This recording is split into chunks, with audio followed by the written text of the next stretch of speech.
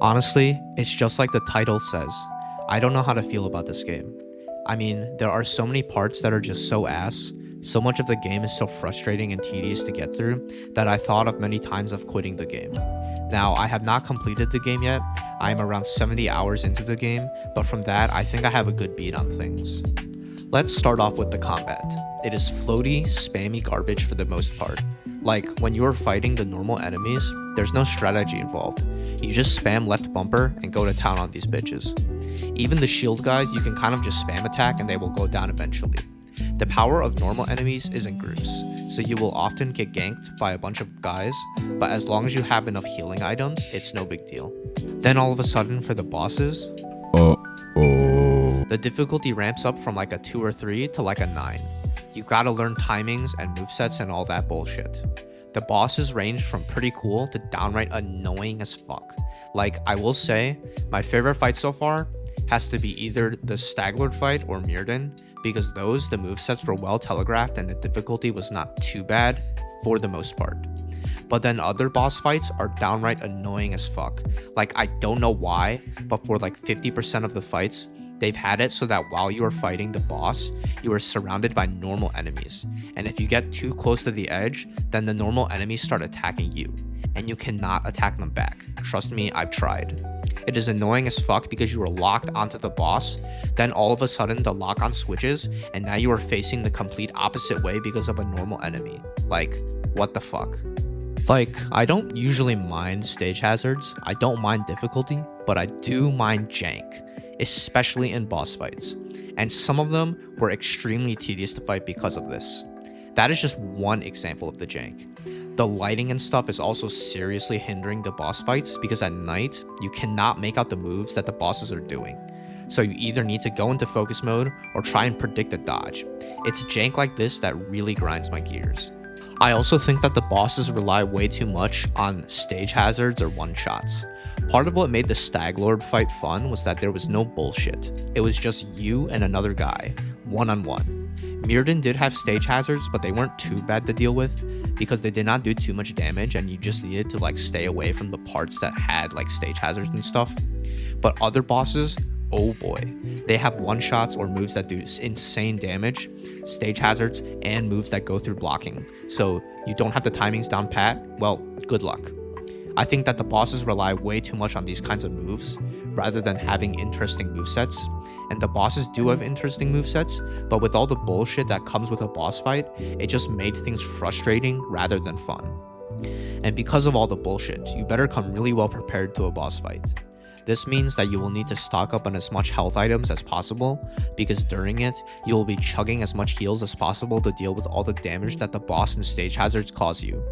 I don't know why they designed it like that, but it's really frustrating to have to repeatedly spam the heal button for every single boss fight.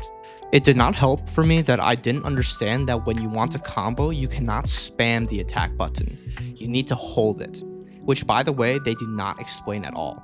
So like in boss fights, I would randomly just stop attacking and I was like, what the fuck?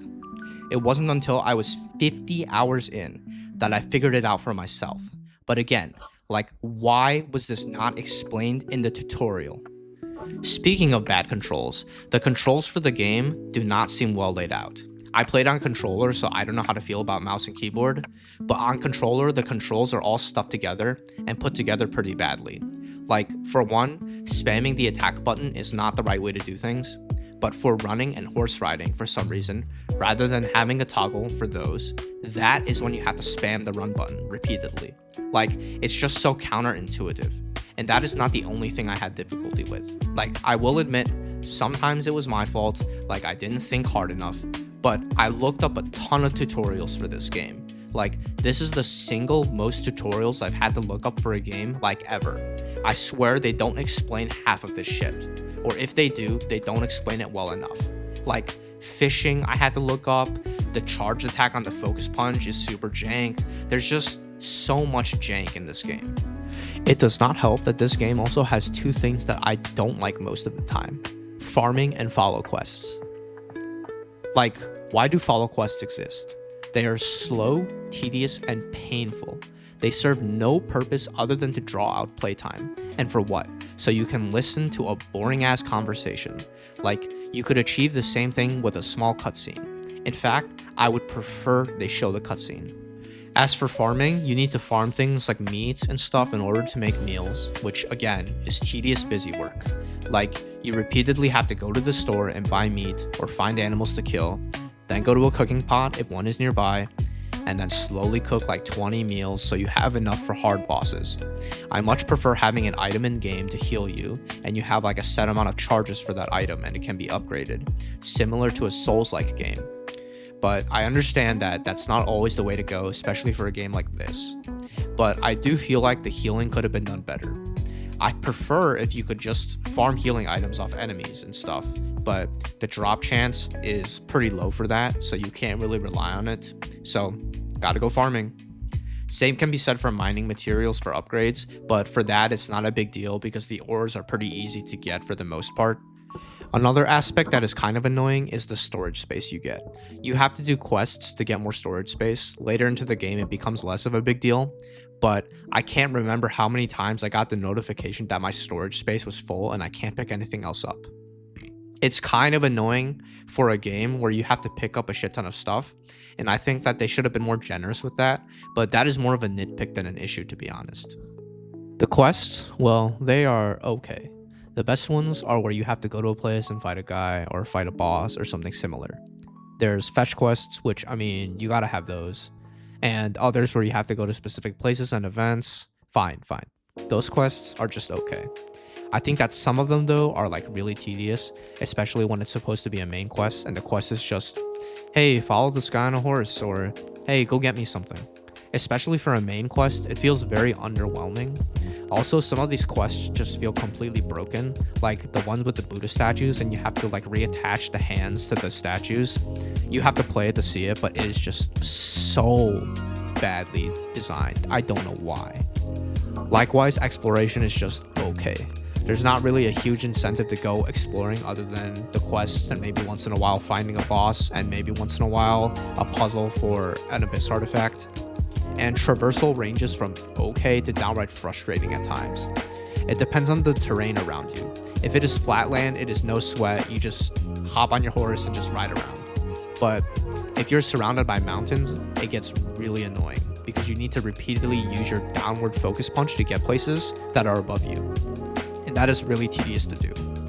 Having to repeatedly punch downwards, then you need to climb up and make sure you reach a place you can stand, otherwise you will slide downwards again. And then when you run out of spirit, you have to recharge your spirit. Traversal vertically just feels like a hassle.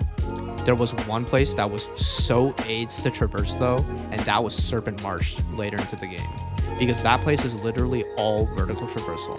Like, all it is a bunch of like tall column-like mountains. So the entire thing is just vertical traversal, and it is one of the worst places to explore. Now, all that being said, I still had fun with this game, for the most part. There's just something about it that tickles my fancy. The graphics, even on the lower settings, are pretty good, and it is fun to explore this world they have given us.